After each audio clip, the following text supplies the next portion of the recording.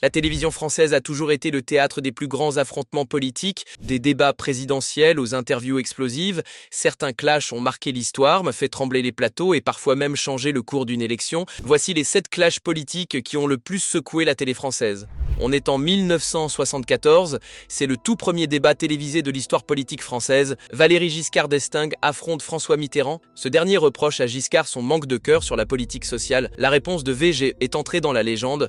Eh bien, Monsieur Mitterrand, si on vous a écouté, comme je vous ai écouté avec intérêt, on est convaincu que ce qu'il faut faire, ça n'est pas ce que vous proposez. D'abord, je vais vous dire quelque chose, je trouve toujours choquant et blessant de s'arroger le monopole du cœur.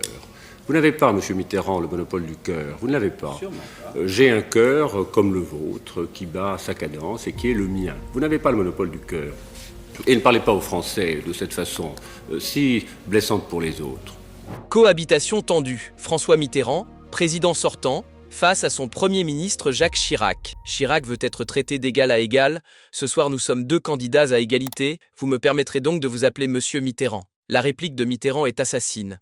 Ni du sens de la justice dans la conduite de l'État. Permettez-moi juste de vous dire que ce soir, je ne suis pas le Premier ministre et vous n'êtes pas le Président de la République. Nous sommes 2 candidats à égalité et qui se soumettent au jugement des Français, seul qui compte. Vous me permettrez donc de vous appeler Monsieur Mitterrand. Mais vous avez tout à fait raison, Monsieur le Premier ministre. Messieurs, si vous le voulez. Le ton monte sur la scolarisation des enfants handicapés. Ségolène Royal accuse le gouvernement Sarkozy de cynisme. Sarkozy lui lance « Calmez-vous ». Royal explose « Je ne perdrai pas mon calme, j'ai eu une colère très saine ». Les parents et les familles qui vous en... Et les parents... Non, je ne me calmerai pas. Ne montrez pas du doigt avec cet index pointé, parce que franchement... Non, je ne me calmerai pas.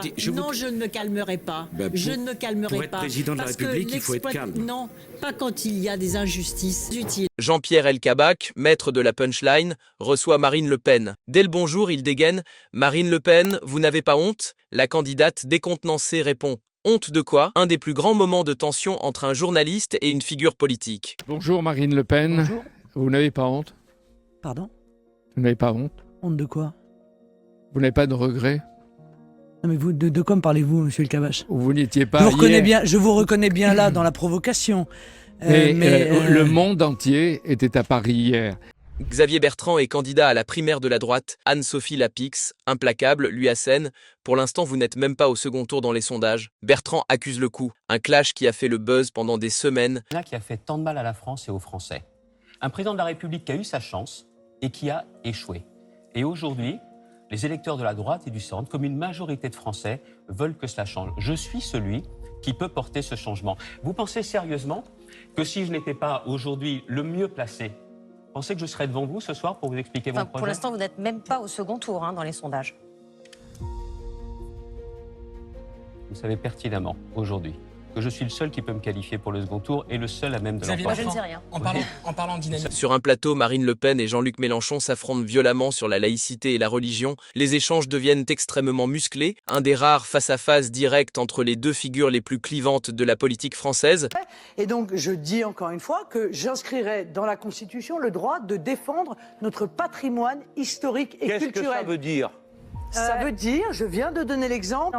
Les crèches, ça veut dire que, par exemple, les crèches font partie de notre patrimoine historique et culturel et que donc, sur la base de ce texte constitutionnel, eh bien, nos maires pourront, malgré, encore une fois, l'interdiction que veut promulguer M. Barouin, dans le hall. Eh bien, voilà, c'est bien. Alors, vous voulez merci, mettre on des y est. symboles religieux dans les mairies, c'est ça votre truc? Alors, n'est pas un symbole religieux. Ça, c'est la laïcité chez vous. Non, ce sont nos traditions, Monsieur Mélenchon. Je sais qu'elles vous dérangent. Je sais même qu'elles vous horripilent. Peut-être que j'ai une crèche chez moi. Sachez mais c'est chez moi, j'embête pas tout le monde avec.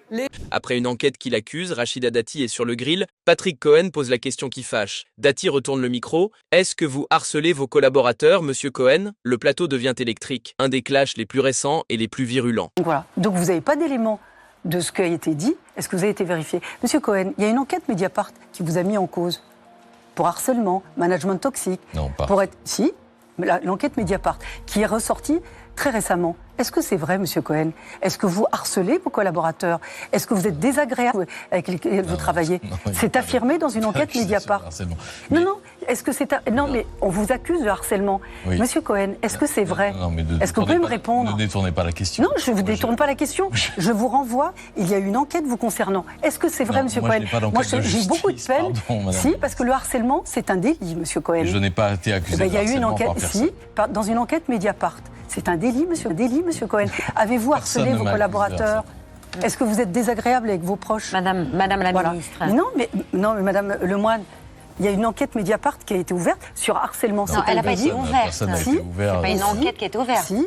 De la même manière, on a dit qu'à c'est à vous que l'ambiance est épouvantable, que vous pleurez toute la journée et que tout le monde est mis en cause. Est-ce que c'est vrai? Ça m'intéresse, moi. Ces 7 moments ont prouvé une chose, à la télévision française, la politique n'est jamais tiède. Un mot, un regard, une réplique peut faire basculer une élection ou l'histoire de la télé. Lequel est votre clash préféré? Dites-le moi en commentaire. Et si vous voulez la suite avec les clashs 2026, abonnez-vous. À très vite.